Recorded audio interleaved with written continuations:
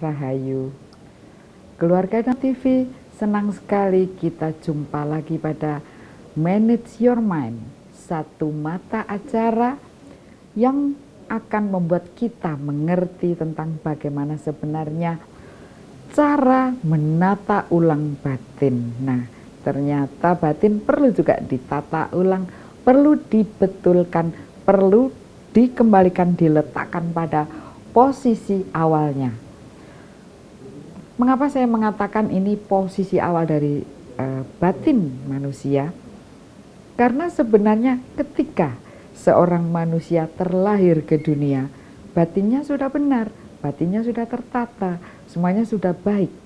Kita lihat apabila kita berhubungan dengan seorang anak kecil, apabila kita berhubungan dengan seorang kanak-kanak, maka yang ada hanyalah kejujuran, rasa simpati, cinta kasih, kedamaian, dan menyenangkan hati.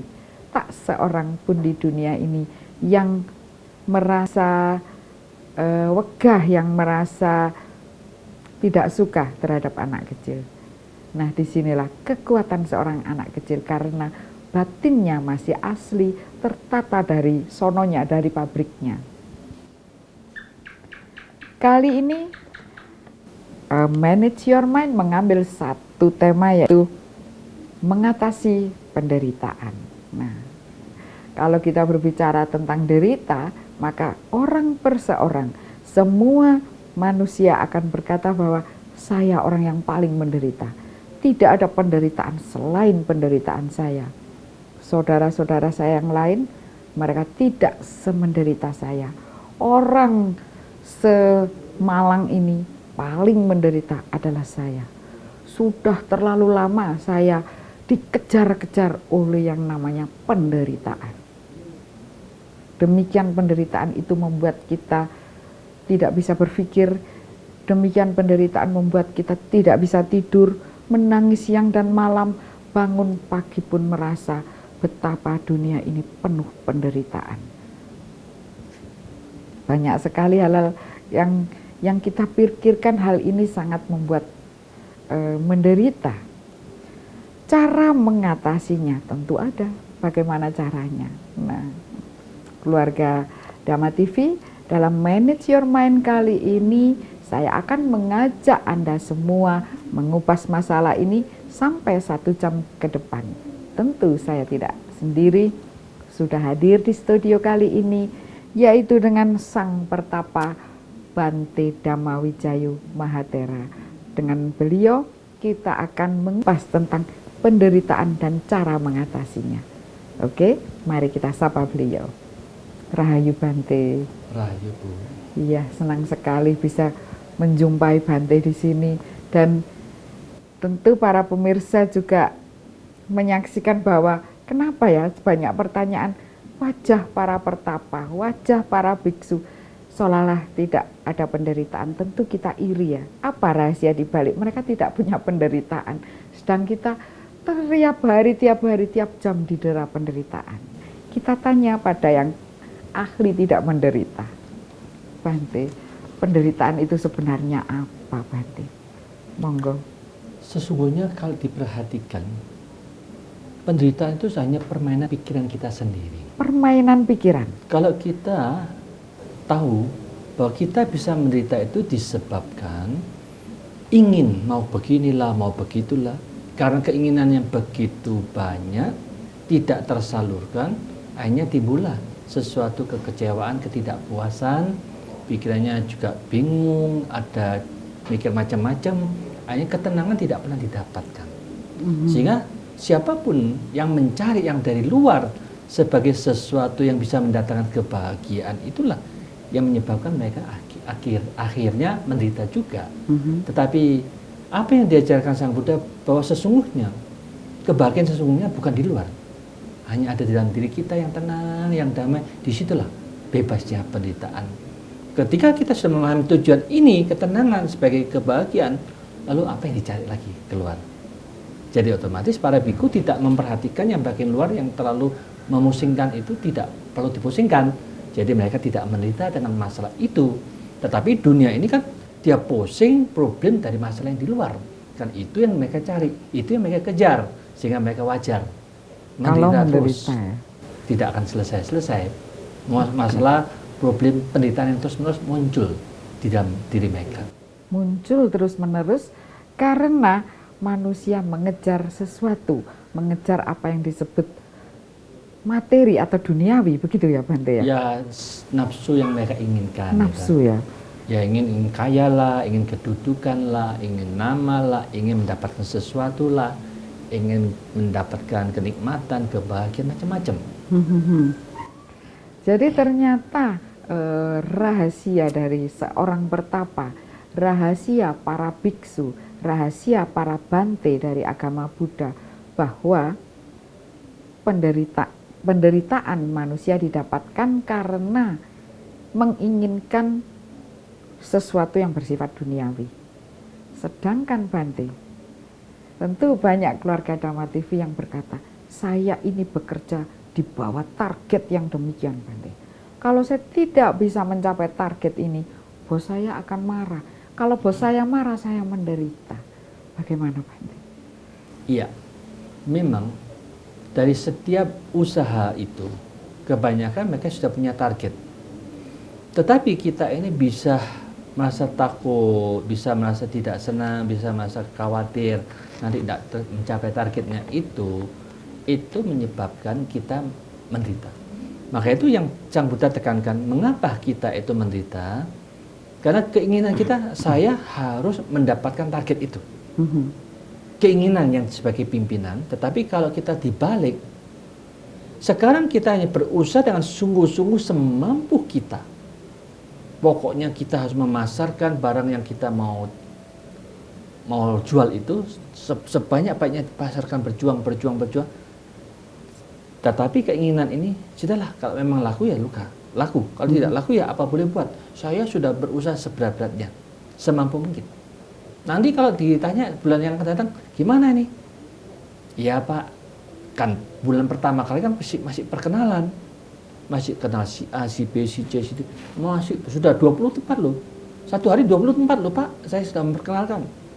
Nah, dia memperkenalkan itu sampai tiap hari, akhirnya otomatis dalam waktu sebulan bisa 500 tempat yang diperkenalkan untuk memasarkan barangnya itu. Otomatis tidak semuanya akan langsung beli. Bulan depan lagi, diulang lagi. Begitu dengan usaha demikian ini, sebulan, 2 bulan, 3 bulan baru ada hasil. Mereka itu yang, oh ya kasihan, sudah berkali-kali datang kok dia tidak beli. Jadi otomatis dia beli. Baru yang ditargetkan oleh atasan kita akan tercapai. Tetapi kalau kita hanya diam aja, tunggu saja di tempat office, ya nggak dapat. Maka dari itu Sang Buddha menekankan, di mana ada usaha, disitulah ada keberhasilan dan jalan yang diharapkan oleh bos kita pasti tercapai. Tetapi kalau kita tidak ada usaha, ya tergantung nasib lah. Diam aja di tempat, otomatis bos tidak suka orangnya seperti ini. Tetapi kalau kita sudah melakukan tugas dengan cara ya, setiap kita ke toko A minta tanda tangan, ke toko B juga minta tanda tangan jam berapa. Begitu kita sampai di office ditanya, kenapa kamu kok nggak bisa mencapai target? Pak, coba Pak, saya sudah ke berapa tempat ini Pak, sudah usaha loh Pak. Nah, dilihat, wah banyak ini. Dalam hati, ya memang begitulah. Permulaan bos pasti tahu tidak mungkin semuanya akan beli. Kita sudah berusaha toh. Ternyata dari situlah nanti bosnya akan melihat siapa yang paling banyak menawarkan ke beberapa tempat ini. Nah, yang paling banyak itulah yang sudah ada usaha yang sungguh-sungguh, walaupun dia tidak mencapai target. Tapi kita puji bosnya. Wah, kamu hebat, sudah berusaha, ya toh? Karena kita katakan di mana ada usaha, di situ pasti ada keberhasilan. Otomatis bos juga percaya, yakin, bukan percaya lagi, anak ini pasti berhasil nantinya. Dengan demikian ya kita nanti bosnya kasih petunjuk, kita juga harus pandai-pandai sebagai marketing. Otomatis target kita belum tercapai, tapi bos ada buktinya itu, dia akan senang, akan gembira. Oh, kamu sudah menjalankan dengan baik. Iya Bante. Oke, keluarga Dhamma TV, ternyata penjelasan tadi tentu sudah banyak mengisi hal-hal tentang target-target yang harus kita jalani. Jangan kemana-mana, saya akan kembali setelah break kali ini. Terima kasih masih bersama kami. Nah, tadi sudah dijelaskan oleh Bante Dhamma Wijayo Mahatera bahwasannya bahwa di mana ada usaha, di situ ada jalan juga. Jangan cepat berputus asa, karena sebenarnya kalau Anda putus asa, disitulah letak dari penderitaan, karena kegagalan identik dengan penderitaan. Banyak penderitaan-penderitaan yang kita rasakan. Salah satu dari penderitaan yang kita rasakan itu adalah menunggu. Kadang-kadang kita tuh menunggu terlalu lama, jadi bosan, jadi menginginkan ini, menginginkan itu. Nah, sebenarnya mengapa menunggu saja sudah membuat satu penderitaan? Kenapa, Bante? Menunggu saja kok bosan atau sudah membuat, aduh saya kalau disuruh apapun saya mau, tapi kalau pekerjaan menunggu, saya sudah angkat tangan deh. Apalagi menunggu temanku yang satu ini, sudah betul-betul bagi saya itu adalah penderitaan terbesar. Ya, inilah yang dikatakan. Manusia ini memang kebanyakan mereka tidak pandai memanage waktu, memanage pikirannya, sehingga seolah-olah yang dikerjakan itu hanya yang bagian luar. Tetapi walaupun dia menunggu, sehingga dia bisa memanage waktu, saat ini aku sedang menunggu, tapi apa yang bisa aku lakukan yang bisa mendapatkan hasil yang bermanfaat untuk aku. Nah, saat itulah kalau kita memang sebagai orang agamawan, mereka berdiam, tapi badannya itu membangkitkan sesuatu yang positif. Apakah kita dengan menyebutkan Buddha, atau Amitofo, atau merenungkan apa yang Sang Buddha ajarkan. Kita menderita apa sih sebabnya? Problem ini apa sih sebabnya? Jalan keluarnya bagaimana? Dengan pikiran yang tenang, walaupun kita sambil menunggu, memanfaatkan waktu itu untuk menyelesaikan problem demi problem yang kita hadapi. Tetapi kalau orang-orang bule itu mereka menunggu baca buku, nambah ilmu. Ada juga yang mereka bawa laptop, mengerjakan tugas lagi. Jadi tidak ada yang namanya dia itu menyia-nyiakan waktu. Tetapi kalau kita memang orang yang tidak pandai memanage waktu, tidak pandai memanage pikiran, tidak bisa memanfaatkan keadaan yang sedang menunggu itu akan menjadi membosankan. Tetapi kalau dia pandai, bisa baca buku, bisa menyelesaikan yang ada di laptopnya, diselesaikan masalah-masalahnya. Dengan demikian juga bisa merenungkan dengan meditasi, dengan ya apakah menyebutkan Buddha setiap saat. Jadi dengan demikian setiap saat dia tidak pernah ada waktu senggang. Selalu bekerja dan bekerja. Itulah namanya hidup adalah untuk membuat karma. Aktivitas yang positif akan membuat dia tidak pernah bosan. Iya. Ternyata bahwa seseorang apabila mempunyai waktu senggang ya, itu bukanlah waktu yang kosong karena ada satu yang dikerjakan.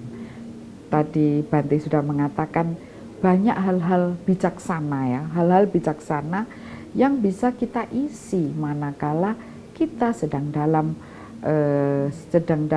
penantian, sedang menunggu waktu, sedang menunggu sesuatu. Janganlah dipergunakan saat menunggu itu sebagai saat yang menggelisahkan, karena Anda gelisah atau tidak, toh waktu berjalan terus.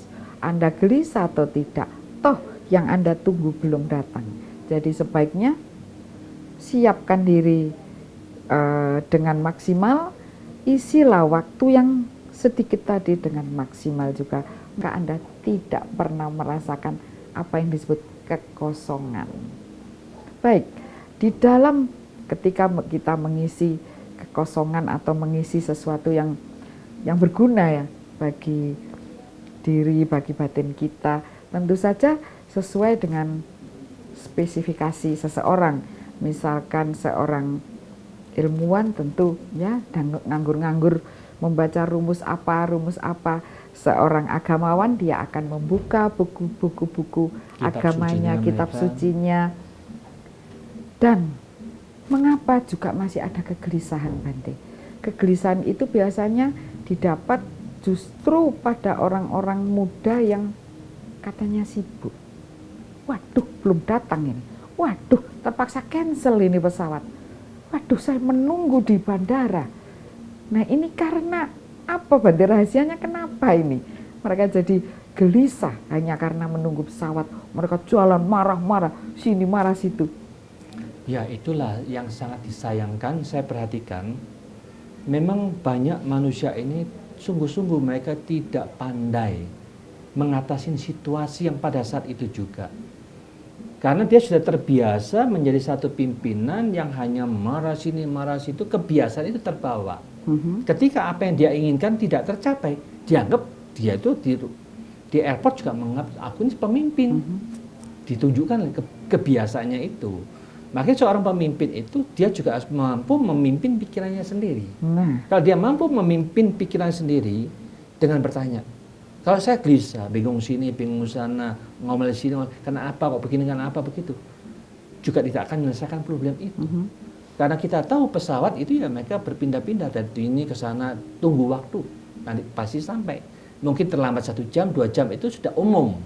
Maka itu ketika sudah terjadi seperti ini, sering terjadi seperti ini, tetapi tidak ada perubahan di dalam manajemen pola pikir kita, kehidupan kita, memanfaatkan hidup kita, maka itu kita akan tetap sama.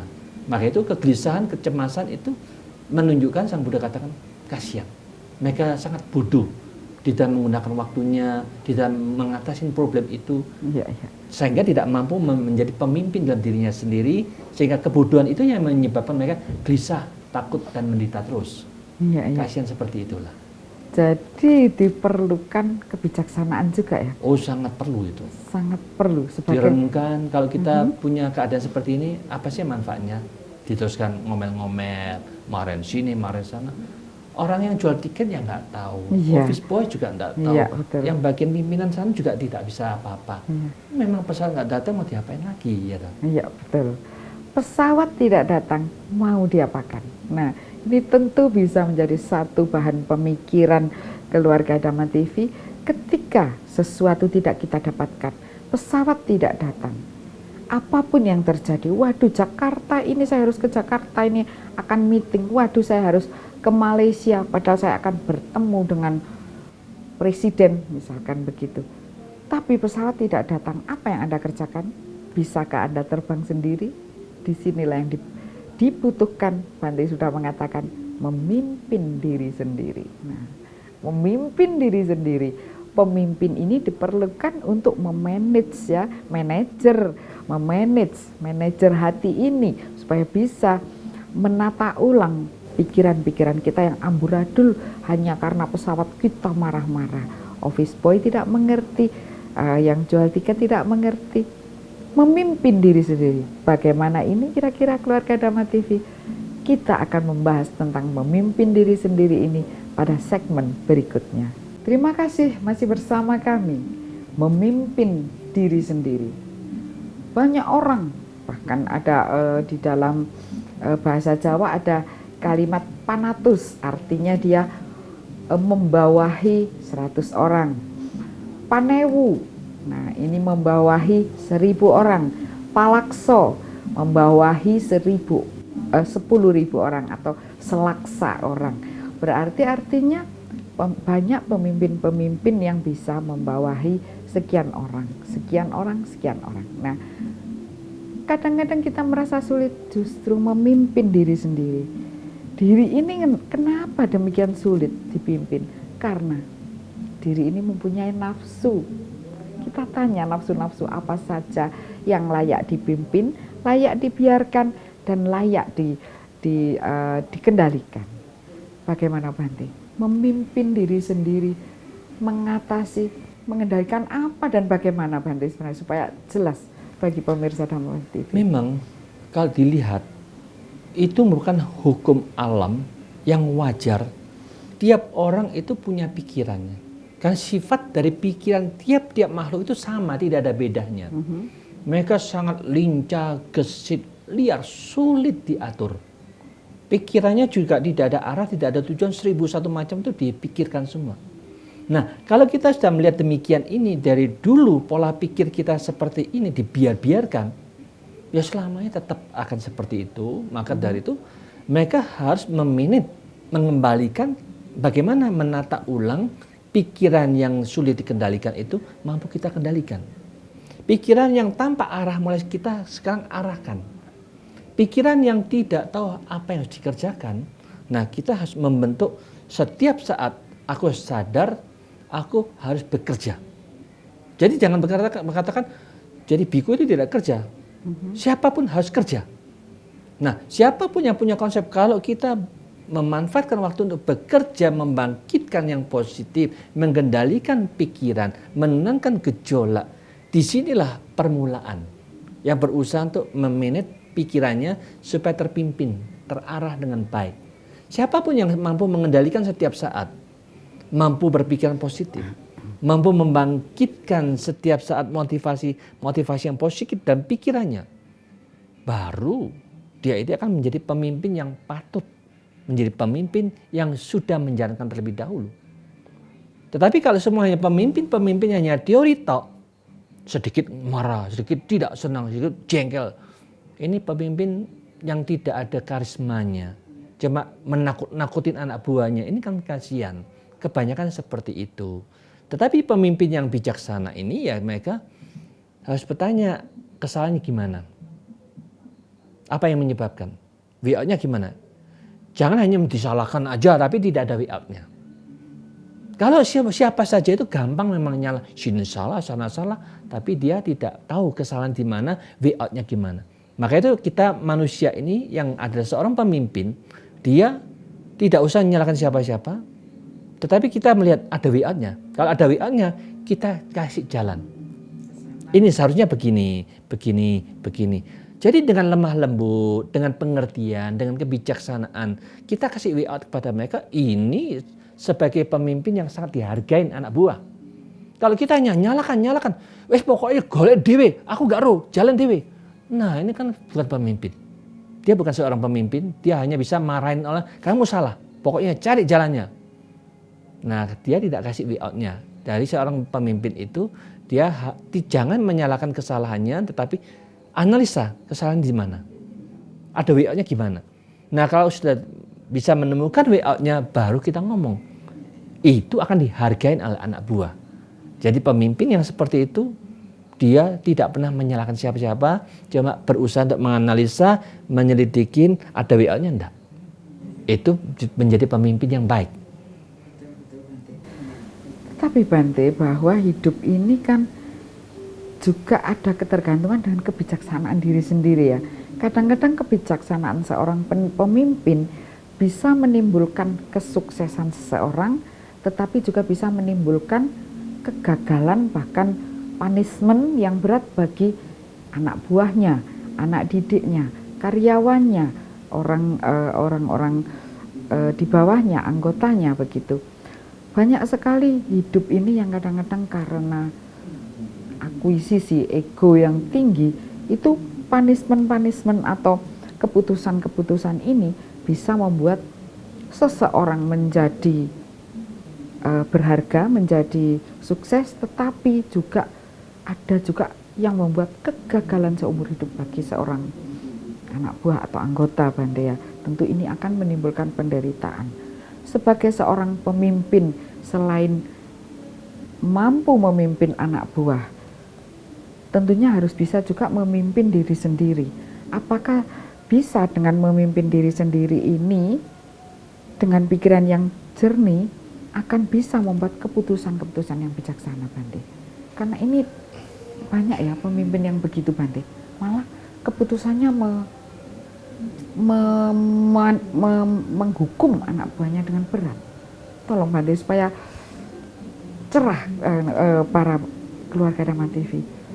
Ya memang kelihatannya manusia ini sangat-sangat sulit karena mereka kebanyakan secara umum tidak ada satupun di institusi manapun juga yang mengajarkan bagaimana memimpin ke dalam dirinya sendiri. Karena dia tiap-tiap institusi itu tidak ada satupun yang untuk menguasai, mengendalikan pikiran. istilahnya sebelum bekerja mereka bersama-sama untuk melatih mengendalikan pikiran. Nah, oleh karena dia tidak pernah melatih seperti ini, selamanya dia tidak akan mampu memiliki kondisi yang seperti itu. Maka itu kalau kita lihat memang kita waktu dulu masih di SMA juga begitu.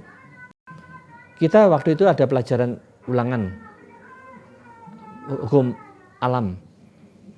Ketika kita ulangan itu, saya membuat satu, dia ada beberapa sistem cara untuk menyelesaikan problem ini.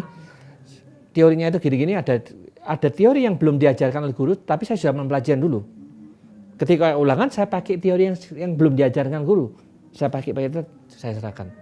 Betul semua kita punya. Tapi dia betul, maaf, guru belum mengajarkan, tidak dinilai, seharusnya 175 aja. Ini menunjukkan guru ini tidak bijaksana.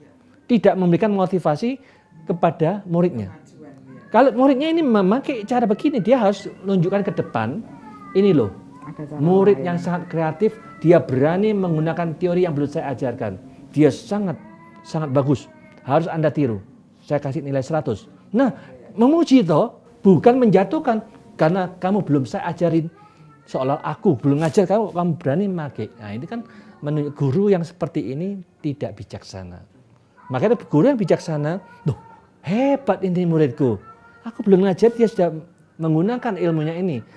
Kita puji, acungkan jempol, kasih contoh pada anak buahnya yang lainnya. Ini pantas ditiru. Anda harus belajar seperti beliau. Nah, dengan demikian memotivasi, semuanya itu harus kreatif membuat sesuatu yang baru. Jadi kalau kita lihat sekarang, banyak malah nggak suka. Ya, betul. Atasan, ini ada terobosan ini, yang bawah terobosan, malah nggak disuka ini. Ini terlalu aktif, berbahaya ini. Keminter. Gitu. Diblok malah, nggak boleh apa-apa. Itu banyak organisasi seperti itu, sangat disayangkan. Jadi untuk memajukan malah tidak boleh maju, diblokir. Nah, inilah kekurangan umum itu seharusnya dipandang cukup sederhana, dipikir dengan sederhana. Memang manusia itu ada kekurangan. Kalau itu kekurangan itu bisa diperbaiki, ya sudah, jangan sampai dihukum, dikasih motivasi, dijelaskan kesalahan kamu di mana. Perbaikin semuanya menuju yang lebih baik. Jadi dengan demikian, dengan penuh cinta kasih, dengan harapan murid-muridnya, anak buahnya ini juga tanggung jawab pimpinan. Kalau anak buahnya itu ditekan, akhirnya dia pikiran tidak bisa main, hang terusnya pikirannya. Jadi ketakutan terus, tidak bisa bekerja. Tetapi siapapun yang bekerja dengan penuh ketakutan, tidak akan bagus hasilnya. Tetapi kalau mereka diajarkan dengan cinta kasih, dengan pengertian, dengan pemahaman, dengan menghibur, dengan memberikan salah satu way out-nya yang jelas, dia akan sangat-sangat menghargai dengan pemimpin yang seperti ini. Itulah yang akan membuat di mana ada pimpinan yang seperti ini muncul. Anak buahnya baik semua. Akhirnya masyarakat kita jadi lebih baik. Kalau pimpinan sudah tidak baik, otomatis anak buah juga tidak baik. Seperti itulah. Ya, seperti guru kencing, murid kencing berlari. Ya. Nah, begitu. Luar biasa penjelasan yang kali ini. Kita akan melihat di dalam keseharian kita begitu banyaknya pemimpin-pemimpin yang arogan, yang merasa benar sendiri. Dia tidak pernah mendengarkan masukan-masukan dari bawah. Mereka terlalu arogansi. Punishment yang berat akan tetap dijatuhkan. Bahkan dia tidak melihat apakah ini akan memenggal karya seseorang, akan memenggal kehidupan seseorang, akan menghukum, membuat mereka jatuh di dalam kehidupan yang buruk. Kita akan bahas lebih dalam lagi setelah yang satu ini. Terima kasih masih bersama Manage Your Mind. Nah, kita tadi sudah berbicara begitu banyaknya penderitaan yang akan ditimbulkan oleh pemimpin yang tidak bijaksana. Hidup itu adalah kebijaksanaan. Kebijaksanaan terletak pada diri sendiri, orang per orang. Disinilah ya perlunya seseorang itu tenang, banyak merenung, banyak kehalusan budi ya, kehalusan budi. Sekali lagi, tidak gerusa-gerusu. panca indera yang gegap gempita. Memang akhir dari semuanya ini adalah perenungan atau kontemplasi ataupun meditasi apapun namanya, tapi yang penting tenang, lerem, sesuatu yang kosong, tidak ada pikiran apa-apa. Di dalam itulah banyak kejernihan, banyak mengerti tentang apa sebenarnya kebijaksanaan yang harus diambil oleh orang perseorang supaya tidak menimbulkan penderitaan bagi orang lain. Di dalam penderitaan tadi Bante sudah mengatakan bahwa begitu banyaknya penderitaan dari orang perseorang, terutama kali ini kita membahas tentang seorang pemimpin yang memberikan penderitaan pada bawahannya, anak buahnya, anggotanya, muridnya, karyawannya, dan sebagainya. Kembali kepada pemimpin ini. Ketika seorang bawahan mendapatkan hukuman atau hukuman yang sangat buruk sekali bagi kemajuan karirnya, seperti Bante tadi memberi cerita seorang murid yang punya pemikiran tinggi malah divonis dengan kata-kata, kamu jelek sekali, kamu tidak saya hargai. Justru disinilah diperlukan cinta kasih yang luar biasa supaya Anda sendiri bisa mengerti. Dengan cinta kasih nothing tulus, tidak ada yang hilang. Kita tanya pada Bante Dhammawijayu, benarkah cinta kasih itu bisa membuat seseorang berpikir terang, Bante? Kalau kita berbicara tentang vonis, kegagalan, apakah cinta kasih orang perseorang ya Bante? Karena cinta kasih kan bukan cinta asmara, Bante. Iya, cinta kasih itu sesungguhnya kan adalah kita ingin mengharapkan semua makhluk berbahagia. Gimana caranya itu supaya mereka bisa bahagia? Itu juga tergantung cara kita ngomong. Cara kita melakukan mereka gimana. Cara kita memandang mereka itu gimana. Jadi cara kita berpikir, cara kita ngomong, cara kita melakukan terhadap dia itu otomatis cinta kasih yang mengharapkan dia bahagia. Dia tahu, oh atasan kita itu tidak memarahi kita. Tetapi dia sangat bijaksana. Dia memberikan teguran. Dia memberikan way out-nya. Kita tahu kita salah. Nah, dengan menyadari demikian ini, otomatis anak buah itu akan respect sekali. Maka itu sekarang ya memang kita harus memahami bahwa sesungguhnya apa yang diharapkan oleh Sang Buddha itu, kita harus tahu juga. Pikiran ini sangat-sangat luar biasa. Siapapun juga, kalau mereka tidak menyadarin sebab dari semua macam penderitaan itu, kalau dia tidak memahami itu karena pikiran yang selalu mengikuti sensasi, itulah yang dikatakan sebab permulaan dari semua macam penderitaan. Nah, ketika sebabnya ada, otomatis kita akan menderita saat itu juga, yaitu gelisah, kecewa, tidak puas, kenapa kok dapat sedikit, kita jengkel dan macam-macam. Itulah sebab dan akibat. Maka itu dengan demikian sudah jelas pikiran ternyata yang menyebabkan kita menderita. Sehingga dengan demikian Sang Buddha sudah jelas juga mengatakan di mana munculnya penderitaan, di situ kita harus memadamkan penderitaan tepat di pikiran itu sendiri. Nggak usah nyalakan si setan lah, nggak usah nyalakan yang di atas lah. Itu kebanyakan orang bodoh yang mengatakan begitu. Oh itu setan-setan yang membuat. Oh itu yang kita mau dicoba dari atas. Sehingga kita, aduh aku kok dicoba, atas kok begini. Nah, sehingga orang yang bodoh, orang yang tidak tahu selalu mengkambing hitamkan yang di luar kita, yang di atas kita. Tetapi orang yang sadar, kita menderita itu permainan kesalahan pola pikir kita sendiri. Marilah kita sadarin, perbaikin cara berpikir kita. Bagaimana kita tahu pikiran melihat pikiran. Ketika kita paham, memang betul ini yang menciptakan pikiranku dewi, permainan pikiranku dewi. Nah sekarang kalau kita sudah paham, yakin dari pikiran, lalu kita tidak nyalakan siapa-siapa.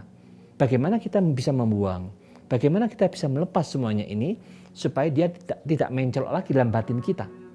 Kalau kita bisa membersihkan batin kita, tidak melepas dan membuang semua yang menyebabkan kita menderita, tidak pernah menderita dalam batin ini, itulah yang dikatakan, yang diharapkan oleh Sang Buddha, bahwa jalan ini adalah memang jalan yang ditemukan oleh Buddha yang memiliki kebijaksanaan dalam pola pikirnya, ketenangan dalam cara berpikirnya, selalu waspada dan hati-hati dalam cara berpikirnya, selalu diperbaikin, menata ulang cara berpikirnya. Ini namanya artinya Buddha itu. Jadi Buddha itu kebijaksanaannya, ketenangannya, iling dan waspadanya, dan selalu berusaha untuk memperbaiki dalam semua bidang. Siapapun yang memperbaiki dalam semua bidang, baik secara duniawi, cara kita ngomong, cara kita mengajar, cara kita berpikir, diperbaiki terus, perbaiki. Lama-lama dunia ini, masyarakat kita itu akan menjadi lebih baik. Kalau semua ini tidak ada mengatakan bahwa semua tergantung bagaimana sifat kita yang mau memperbaiki diri ini. Tujuan kita hidup adalah memperbaiki terus setiap detik, setiap saat supaya menjadi lebih baik. Hari ini harus lebih baik daripada besok. Besok harus lebih baik lagi. Terus tiap hari tambah baik. Ya hari ini kita lebih baik daripada kemarin. Besok kita lebih baik daripada hari ini. Besok lusa lebih baik dari hari ini. Nah, dan terus dan seterusnya. Dengan cara demikian ini kita tahu kita harus memperbaiki semua. Di dalam perusahaan juga diperbaiki, dalam acara apapun juga kita perbaiki. Cara mengajar sebagai seorang guru kita perbaiki. Nah, semua diperbaiki demikian ini akan membuat satu sumber daya manusia yang luar biasa. Karena semua tahu bahwa kebijaksanaan, ketenangan, elengol dan waspada selalu sifat perbaikan untuk mau memperbaiki dibangkitkan. Jadi ini yang mampu mengatasi semua penderitaan, masalah demi masalah yang selalu terjadi. Ternyata memperbaiki ini keluarga Dhamma TV ini juga memperbaiki batin. Jadi perbaikan untuk menjadi lebih baik, perbaikan untuk menjadi lebih bijaksana ya Bante ya. Perbaikan untuk andai kata seseorang kan tidak pernah luput dari salah Bante ya. Misalkan hari ini, aduh saya tadi kok memarahi murid saya. Oke, yang seperti ini saya tidak akan marah lagi pada murid saya berikutnya dan pasti saya akan membuat keputusan yang lebih bijaksana. Apa bentuknya perbaikan itu? Seperti ini Bante, kita berikan waktu untuk closing 3 menit terakhir, silahkan. Iya, para pemirsa yang berbahagia, marilah kita mulai sekarang gunakan tubuh kita ini sebagai tubuh Buddha. Artinya apapun yang kita lakukan secara tubuh kita harus selalu selektif, yang baik, yang benar, yang berguna, yang bermanfaat untuk semuanya. Mari kita lakukan. Tetapi apapun yang tidak baik, tidak berguna, itu jangan dilakukan. Sehingga aktivitas kita di dalam tubuh Buddha ini adalah tidak membuat penderitaan bagi pihak yang lain secara tubuh jasmani. Demikian pula, gunakan mata kita dengan mata Buddha. Apapun yang masuk Anda saring dengan jernih. Tidak ada yang negatif masuk melalui mata Anda. Yang ada yang jernih, yang baik dan yang positif. Gunakan pula telinga Anda. Telinga Buddha. Diseleksi, disaring dengan penuh kebijaksanaan yang menyebabkan nanti batin kita tenang dan tetap damai apapun juga yang dikatakan. Apapun yang melalui hidung kita, mulut kita, gunakan hidung Buddha, mulut Buddha. Akibatnya kita tersaring semuanya, pikiran selalu jernih, selalu bersih. Apalagi bila mana kita memiliki pikiran-pikiran Buddha yang selalu sadar, sangat bijaksana. Tidak ada apapun yang dilengketin, dilepaskan semuanya. Dengan kesadaran yang sempurna ini, Anda akan membebaskan dari semua permasalahan. Karena semua permasalahan yang sesungguhnya adalah ketidakpandaian kita di dalam menggunakan keenam indera, sehingga banyak virus-virus yang masuk melalui keenam indera yang mengotori batin dan pikiran kita. Itulah yang menyebabkan kita menderita. Ketika kita mampu mengatasi, tidak ada satu negatif pun mulai sekarang yang masuk melalui keenam indera. Disitulah Anda direct mampu mengatasi penderitaan secara pribadi, tidak perlu menggantungkan kekuatan manapun juga, tidak perlu minta-minta kepada siapapun juga, karena tahu memang itulah jalan yang jelas, terang, tidak perlu diragukan, ada di dalam diri kita. Anda sudah memiliki keenam indera dengan mata Buddha, telinga Buddha, hidung Buddha, mulut Buddha, tubuh Buddha dan pikiran Buddha sehingga Anda akan menjadi orang yang sangat bijaksana, tenang, selalu sadar dan mau memperbaiki diri kita menuju yang lebih baik demi kebahagiaan semuanya. Sehingga kebahagiaan yang Anda cita-citakan akan terwujud. Semoga semua makhluk hidup berbahagia. Iya. Terima kasih Bante Dhammawijayo. Nah, keluarga Dhamma TV, kita sudahi dulu acara Manage Your Mind kali ini. Semoga apa yang telah dijelaskan oleh Sang Pertapa akan berguna bagi kita untuk menata batin kita. Memang mind is not everything, but everything come from your mind. So manage your mind. Terima kasih. Rahayu.